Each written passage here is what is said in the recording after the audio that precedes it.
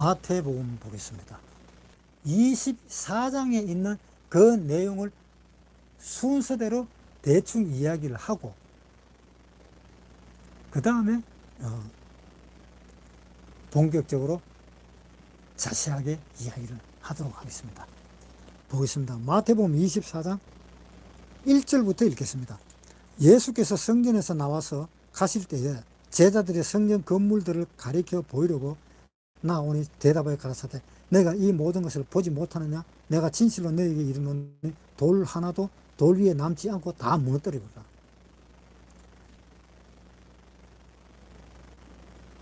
예수님이 돌아가시고 난 뒤에 이 예루살렘이 멸망할 때의 이야기입니다.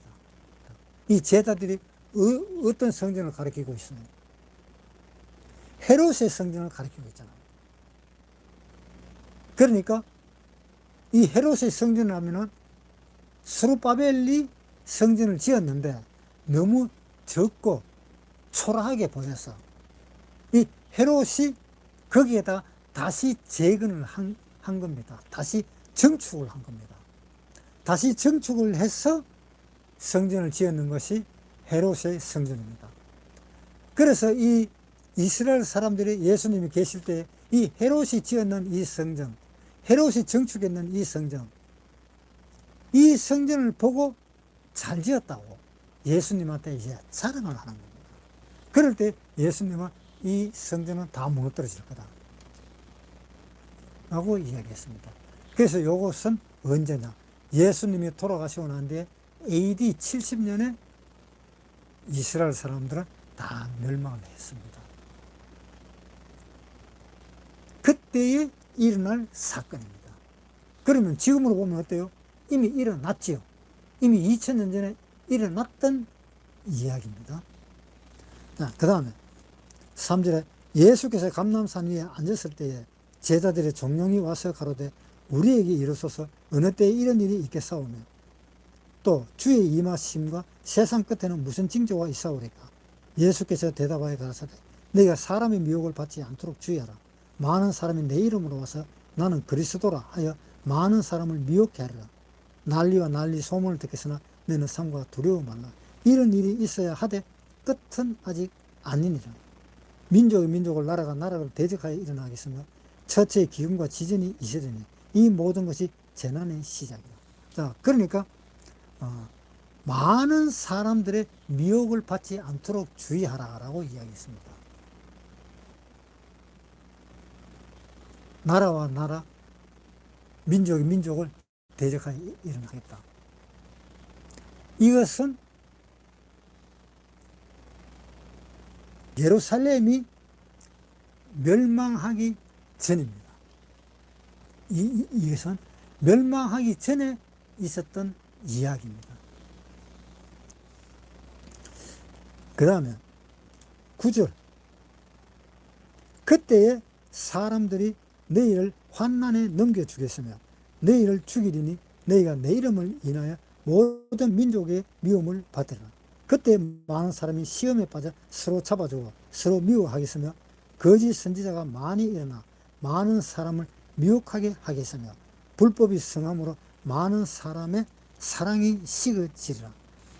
여기서는 환난에서 환난으로 넘겨주고 재난의 시작이고 또 많은 사람이 너희를 잡아 줄 것이고 그래서 이렇게 불법이 성함으로 인해서 많은 사랑이 식어질 것이다. 이까지도 예루살렘 멸망되기 전입니다. 여기까지도. 그 다음에 13절에 그러나 끝까지 견디는 자는 구원을 얻으리라. 이 천국 복음이 모든 민족에 전거되기 하기 위하여 온 세상에 전파되니 그제야 끝이 오리라. 그러나 끝까지 견디는 자는 구원을 얻으리라. 끝까지 견디는 자는 구원을 얻으리라 하는 이 말은 전부 다 구원을 얻는다 하는 말이 아닙니다. 이거는 이스라엘 사람 이야기입니다. 그래서 끝까지 견디는 사람들은 이스라엘 사람들 중에 있겠지요. 이스라엘 사람들 중에 14만 4천 명, 그 사람이 있다가 결국은 그 사람도 순교를 하고, 그 다음에 이스라엘 사람들이 구원받는 사람들이 나타나겠죠. 14만 4천 명 이외에 그 다음에 구원받는 사람들이 나타날지 모릅니다. 나타날 것입니다. 그 사람들을 두고 하는 말이 끝까지 견디는 자는 구원을 얻으라 하는 것은 우리 이방인을 두고 하는 이야기가 아닙니다.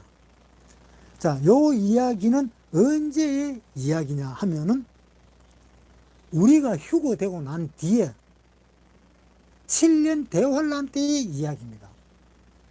이 이야기는. 그래서 13절에 그러나 끝까지 견디는 자는 구원을 얻으라. 이 끝까지 견디는 자는 이스라엘 사람이 끝까지 견디는 거고, 이방인들은 끝까지 견뎌봐봐야 소용이 없어요. 우리 구원받은 사람이 휴거되고 올라가 버렸기 때문에 이방인들의 기회는 없습니다. 우리가 구원받아 버리면. 오늘이라도 우리가 휴거되어 버리면 내일부터는 이방인들은 구원받을 기회가 없습니다. 그러면 누가 구원받을 수 있는 기회가 있는 거면 이스라엘 사람들. 왜 그래요? 왜 이스라엘 사람들이 구원받을 기회가 있어요? 이스라엘 사람들은 하나님이 이스라엘 사람을 자기 아들로 정해놓고 이 세상을 통치하신 겁니다. 이 세상을, 역사를 이끌어 가신 분입니다. 그래서 이스라엘 사람은 이 지구가 끝날 때까지 이스라엘 사람은 있어야 돼요. 그렇기 때문에 이스라엘 사람들은 구원받을 수 있는 자격이 있습니다. 태초에 천지 창조하기 전부터, 아니면 아브라함을 불렀는 그때부터 이 이스라엘 하는 이 민족은 하나님이 택하신 민족이기 때문에, 비록 지금은 구원받지 못했을지라도 나중에 7년 대환란 때, 환란을 거치는 도중에 구원받으실지도 모르기 때문에 하나님은 그 유대인한테는 열어놓는 겁니다. 구원 못 받은 이방인은 교회가 휴거대가 올라가보고 난 뒤에는 이방인은 전혀 구원을 못 받는다는 것을 기억을 해놔야 돼요. 그 다음 15절. 그러므로 너희가 선지자 다니엘의 말은 멸망에 가정한 것이 거룩한 곳에 선 것을 보거든 잃는 자는 깨달을진저. 멸망에 가정한 것이 거룩한 곳에 선 것을 보거든 잃는 자는 깨달을진저. 요 내용은 7년 대환란 때입니다. 15절에 그러므로 선지자 다니엘의 말한 바 멸망에 가정한 것이 거룩한 곳에 선 것을 보거든. 다니엘이 말했는데, 다니엘이 예언을 했는데 멸망에 가정한 것이 거룩한 곳에 선 것을 보거든 너희는 깨달아라. 그럼 다니엘이 말했는 것을 우리 한번 보겠습니다. 다니엘 9장 24절부터 까지 한번 읽어보겠습니다. 내 백성과 내 거룩한 성을 위하여 70일에로 기한을 정하였나니 허물이 마치며 죄가 끝나며 죄악이 영속되며 영원한 의가 드러나며 이상과 예언이 응하며 또 지극히 거룩한 자가 기름 부음을 받으리라. 그러므로 너는 깨달아 알지니라. 예루살렘을 중건하라는 영이 날 때부터, 예루살렘을 중건하라 하는 그 명령은 언제? 저 고레스 왕, 페르시아 왕일 때, 바벨론이 무너지고 페르시아가 들어와가 왕이 되었을 때, 그 당시입니다. 그 당시에 예루살렘을 중건하라는 영이 날 때부터 기름 부음을 받은 자, 곧 왕이 일어나기까지 7일과 62일가 지나갈 것이요, 그때 곤란한 동안에 성이 중건되어 거리와 해자가 이를 것이며 62일 후에 기름 부음을 받은 자가 끊어져 없어질 것이며 62일 후에 기름 부음을 받은 자가 끊어져서 없어졌다. 이 예수님입니다. 예수님이 나타났다가 돌아가셨어요. 한 일회를 남겨놓고 26절에 62일 후에 기름 부음을 받은 자가 끊어져 없어질 것이며 장차 한 왕의 백성이 와서 그 성읍과 성소를 회파하려니와. 장차 한 왕의 백성이 와서 성소와 성소를 회파하려니. 이것은 바로 적그리스도입니다. 그 다음에 백성이 와서 그 성읍과 성소를 회파하려니와 그의 종말은 홍수의 음댐 같을 것이며 또 끝까지 전쟁이 있으려니 황폐할 것이 작정되었나니. 끝까지 전쟁이 있다고 했습니다. 이제 완전히 끝날 때까지. 그때는 이제 3차 대전이 또 나타나죠. 또 끝까지 전쟁이 있으려니 황폐할 것이 작정되었느니라. 그가 장차 많은 사람으로 더불어 한 일해 동안 언약을 굳게 정하겠고 그가 그 일의 절반의 제사와 예물을 금지할 것이며 한 일해 동안에 굳게 정한다. 그러니까 한 일해 동안에 이제 정치를 한다라는 그런 내용입니다. 또 그가 장차 많은 사람으로 더불어 한 일해 동안에 언약을 굳게 정하겠고 그가 그 일의 절반에 제사와 예물을 금지할 것이며 또 강파여 미운 물건이 날개를 의지하여 쓸 것이며 또 이미 정한 종말까지 진노가 황폐케 하는 자에게 쏟아지리라. 자, 정한 날까지 한 일해 동안, 한 일해는 7년입니다. 7년 동안 정해놓을 때까지 이제 황폐하게 된다. 그래서 이 15절은 다니엘의 말한 바 멸망이 가정한 것이 거룩한 곳에 쓴 것을 보거든 읽는 자는 깨달을진다.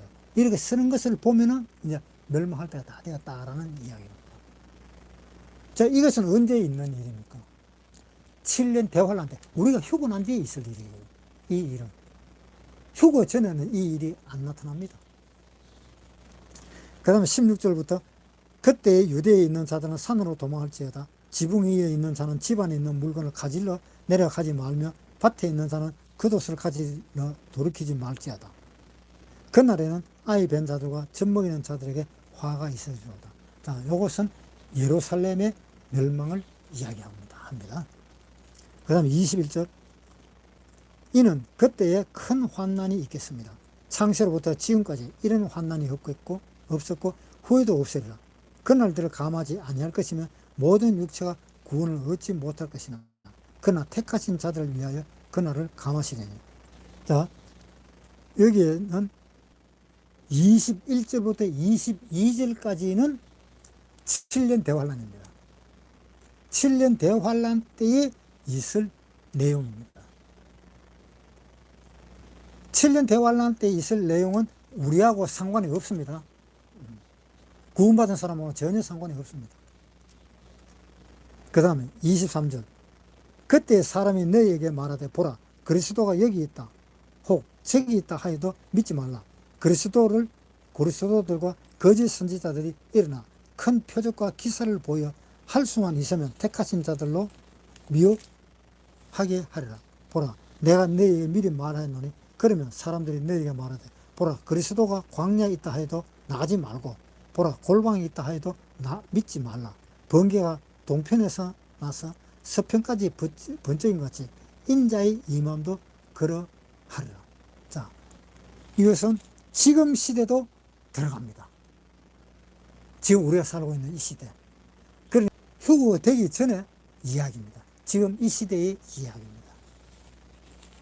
28절은 죽음이 있는 곳에는 독수리가 모일지니라. 죽음이 있는 곳에는 독수리가 모인다 하는 말은 요거는 28절 이것은 7년 대환란 때의 일입니다. 7년 대환란 때. 그때는 아마 이것이 핵전쟁이 끝나고 난 뒤에 있을 이야기입니다.